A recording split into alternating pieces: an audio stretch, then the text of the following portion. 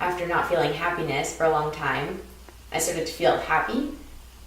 And nothing else changed except for my diet. So I felt like the change in that, or the microbiome or something, changed my mood. So I was just wondering if you had a similar kind of experience. Hey Health Heroes, welcome back to Adamimmune. I just wanted to give you a condensed version of this interview that happened over on Erica's channel, Hack Your Health, and here that is. Hi guys, I'm Erica. Welcome to Hack Your Health. Today I'm going to be interviewing Adamimmune, and if you haven't seen his channel, he has a really great channel about healing his autoimmune diseases, and he followed the autoimmune protocol, so not exactly the same as the specific carbohydrate diet, but the advice that he has and the information that he has on his channel is really relevant to people on the specific carbohydrate diet. So I would definitely recommend checking it out and subscribing to his channel. So I thought it might be useful for you to hear from another person their experiences healing. So I decided to interview him. So we can get started. First, could you let us know what your autoimmune symptoms were? Yeah. Well, as you know, like most people will share 20, 100 different, immune symptoms. We all have a lot of the same things in common. But my main autoimmune disease was HS, hidradenitis suppurativa. I was stage 3. It's a really horrible skin condition. I don't really even want to go into it. It's just, if anybody wants to Google that, just Google HS skin disease. That'll come up. But it was awful. Left me bedridden often, and really difficult to move. It's the third most painful chronic disease that exists. So yeah, it was bad. So coming across the AIP and healing it natural, it was a miracle for me. Yeah, I think that's very relatable for people. Yeah. Because no matter what autoimmune disease you have, it seems like they're generally painful and make you exhausted. Yeah, exactly. Yes. So did you go on any medication for it at any time? Yeah, I mean, back in the before time, I was on all the pain medications and all that, and I noticed, after a while that was actually making me worse. But when I was first diagnosed, my specialist put me on antibacterial, or what am I thinking about? Clindamycin, all those, yeah, antibiotics, and dioxin, and all the other stuff. It helped for about 3 months. In fact, I would say it was more of a clinical remission, so just a major reduction in symptoms, and that seems to be the experience for a lot of people actually. But after 3 months, 3 to 6 months, that came right back though, full force. So that's why I don't recommend doing that. It just kind of wipes out your gut bacteria, and you're actually unable to actually do any major healing in the long run. So it feels great. People are suffering. They want something to happen right now, and I definitely understand that. But we gotta play that long game. So yeah, nothing helped me as far as medication, anything like that. Nothing helped me long term other than diet and lifestyle changes. Yeah, I mean, that was my experience too. I was on medication for 3 months as well. Wow. It's kind of interesting. Yeah. So I guess the answer to this question might be obvious, but what made you decide to try diet? Yeah, just suffering, pure suffering. I was in so much pain. I would have done anything. A lot of people say, they always ask, how do you stay compliant? How do you be so strict, Adam? How do you not? When you're in that much pain. So just pain is my motivation mainly. Yeah, I know what you mean. I don't follow strictly anymore. Sure. That was quite a few years ago. But that's what I said too. I was if you're desperate enough, then you don't care what you have to do. You just find something and you do it. And if it works, then you have very good motivation to keep going, because the alternative is just so much worse than what you're doing. Yeah, exactly. Do you find that the amount of fiber in the food affects you? Oh, definitely. Do you find that? Yeah. And how? It's depending on the... I don't want to say it's just the fiber. It can be, and the certain amount of fiber, but I also think it's the type of fiber from the food. So, some are Right. just harder to digest, like garlic or onion and FODMAPs and all that stuff.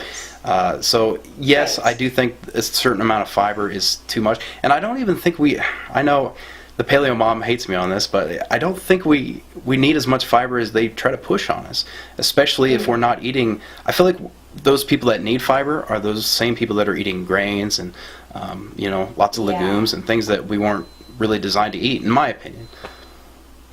Yeah, I think so too, and I feel like maybe like when you just eat regular food, it'll just have the amount of fiber that the food Yeah, would naturally have. exactly. But when you remove the fiber, like you remove it from sugar or wheat or even rice or something, maybe you need to eat certainly. fiber along with those to balance out, but if you're just eating meat or something that doesn't naturally have fiber. Yeah, exactly, and doesn't that's seem like what you the really carnivores did. experience, and they talk about all the time. There are some of them eating a zero fiber diet, and they're doing just fine. And they had Crohn's, and they're in remission. Right. Of course, then there's the question of, are they actually healing it, or are they just managing it? But I fought that question myself over the years, so, who knows? But hey, for some people, managing, that's better than nothing, I mean, yeah. Well, exactly. And since they tell you it's incurable, the only thing you can be in is remission, technically. Yeah. But if you're in remission for the rest of your life, Same as a cure, basically, yeah. I'm not trying to say that it's a cure or whatever, because nobody really knows. Right. There's a lot of theoretical stuff going on here, especially with gut microbiome. It's so complicated. Yeah. I know I don't have a full grasp on it yet. I do my research every day, and I feel like just a child looking at algebra or something. We're working on it. I know. I know, me too. It's like, especially because your body can create antibodies to its own cells, and it's like with a vaccine, like the antibodies don't really go away. Right. Where some of the vaccines seem to last 10 years, or you don't know. Yeah. What your There's so body's many things that already play done. into it. Yeah. So. Yeah. I don't know either, but you can go by just the results, right? Exactly. So, do you find that there's any social challenges to eating this diet? And did you find that you made new connections, or that you couldn't socialize as often due to the restricted food? Yeah, And definitely. So what's your experience been? Well, social. God, yeah, diet plays a huge role in our social kind of play, our life. Not able to eat out, it kind of sucked at first. But then you get used to it, then your friends get used to it, your family gets used to it. I guess all families are different, so I can't really speak for everyone. But for myself, I'm very blessed in that area. I have very close friends and family, and they understand completely. And, of course, they look at my results and they're like, well, hey, man, you shouldn't even eat out, So, but I'll go out and eat with them anyway. And, I used to care what people thought so much, and I think that plays into, like, for most people, that's going to be probably a big hindrance, because they care what people think, and they're like, oh, what are people going to think? Oh, I'm not eating, whatever. I don't care. I used to, but I just don't anymore. I'm getting too old for that. So I just, sometimes I'll pack my own food and go in a restaurant. If anybody asks, I'll be like, well, I've got so many allergies, man. I can't die. I don't want to. You don't want me to die here, do you? So I'll just eat my coconut butter or whatever I'm eating. So I just don't care anymore, honestly. But the social aspect is huge for most people. I definitely understand that. Yeah, I know what you mean. Because especially now, people tend to, there's a bit of like laughter or judgment about gluten-free, I find. Yeah, People, like they don't believe it. Eyes. Yeah, they think it's a fad. Yeah, exactly. So, but then again, the people that need to do it understand. They have to. Yeah. And there's people that aren't as sensitive, and other people aren't going to understand this. Like, you may not be a full-blown diagnosed celiac, but you can have some gluten intolerance, and maybe you're not even as sensitive, and you notice. Then a lot of people just aren't going to understand that unless they go through it, unfortunately. Yes. And you hope that they don't go through it, because it's quite horrible. Right. Did you change other lifestyle factors? So, for example, did you start meditating or change hygiene products like soap and shampoo and things that contact your skin? or allergens or Yeah, anything? see, I'm not as like sensitive to like chemicals and stuff. I know a lot of people are. I did change my health products. I guess you could say, like shower things, shampoo. Well, not that that's a big deal for me, but Right. Yeah. yeah, I did change some products. But I'm finding I'm not as sensitive. It isn't as big of an issue for me. But I know for some people, like, that could be the major thing. That could be like the major cause or the root cause for some people. I definitely don't want to rule that out for everyone. Right. For me, it happened to be diet. But again, there are so many other environmental factors. Yes, I did have to change other lifestyle things. Sleep is a major one, and I've always been an insomniac since I was very young, and I think that probably played into my root cause as well. Sleep is probably as big a factor as diet is. I didn't want to say that in the beginning. Right. Early on, but I know it's true. Like if you're not sleeping, you're not healing. Your hormones are never going to be balanced. So yeah, I have to get a certain amount of sleep every night, and I notice if I don't, like I'm gonna have, like, let's say if I have a little bit more stressors, I'm gonna be easier. There's going to be easier time for me to find a flare. I might actually have symptoms because of that. Right. So it definitely regulates stress. Even if I'm stressed, I'm good if I get enough sleep and my diet's on point and all that. But it's just like one piece of the puzzle, Right. But I have to get enough sun, and yeah, there are tons of other lifestyle Right. things. And you changed those around the same time as diet? Or did you kind of one by one sort of change things? Kind of one by one. I did diet first, and I noticed a huge impact. And then I'm like, I gotta get all my life things on Right. point. I gotta turn my life around. I'm a mess, and Right. and then yeah, that's kind of when I found remission. So That's cool. Yeah, because I have that too, where it's like, I don't want to present it as if diet is like the only thing, because I feel like even if you do the right diet, which is enough for many people, a lot of the time there's other factors as well. yeah, certainly. Yeah, and I also had some kind of psychology questions that I was curious about. Okay. Because, Sure.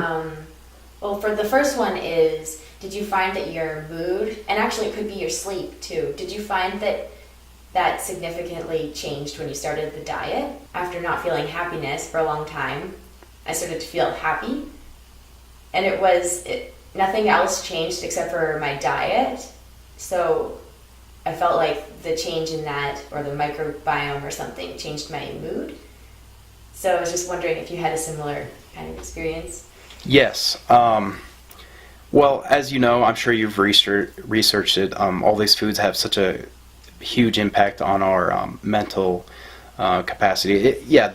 These foods have a way of crossing the gut-brain axis, and they actually can change the way we think. It's the same way for like sugar, changing our behavior of our brain in a negative way. These other foods have positive benefits, and there's tons of studies on those as well. So we actually know that's happening now. There's some misunderstanding with it, but we need our gut for that. And I did find that my mood was better. I would call it more of a stabilizer. I was always a happy guy, probably stupid happy, but there's probably other reasons for that. But yeah, I would say just becoming no mood swings, just staying stable all the time, just not having ups and downs for sure. I would say a lot of factors played into that, not necessarily. You said it was sauerkraut, so maybe a fermented food. That definitely plays a role. But I would say also not eating certain foods can have that same effect, like foods that affect our insulin and blood sugar for sure. So keto for sure was a big factor in just finding some level ground mentally and just trying to be a rock, I call it, that's tough, just mental, that's almost as hard as weight loss or anything else, just trying to be mentally stable in this modern world today. So food is a huge factor, and it was for me. Yes, I agree. My phone or my camera stopped recording for a second. That's why I got a gotcha. Yeah, I found that too. Like it could be that thing with hangry, where that seems like it might just be if you're eating like carb based mostly. You have a lot more ups and downs. Yeah, insulin and blood sugar.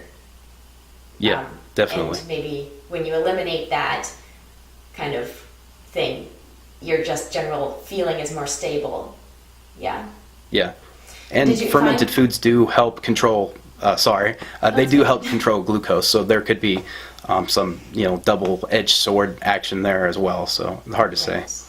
Yeah. Okay, I hope you found that interesting. If you want to watch the whole version, which is about 38 minutes long, make sure you go to Erica's channel, Hack Your Health, one word, and it's a great video. We went into depth and all these things. I just gave you kind of short clips from that whole video, so definitely go check out her channel. Yeah, if you enjoyed, drop a like, smash that subscribe button. Thanks for watching. See you next time.